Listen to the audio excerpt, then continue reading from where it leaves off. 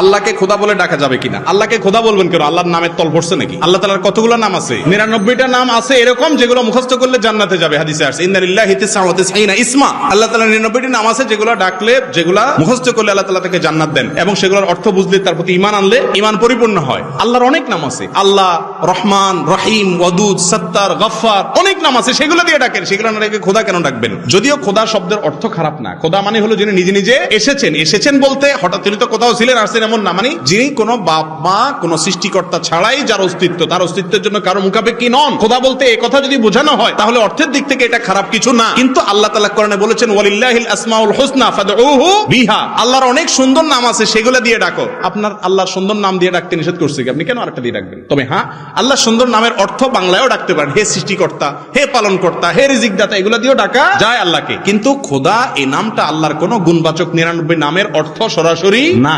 এই জন্য এটা অ্যাভয়েড করে আল্লাহ বলা উত্তম। কিন্তু খোদা বললে আবার সে মুশরিক হয়ে গেছে, কাফের হয়ে গেছে, উল্টা পাল্টা ফতোয়া আবার দিবেন না। খোদা না বলে কি বলা উত্তম? আল্লাহ বলা উত্তম।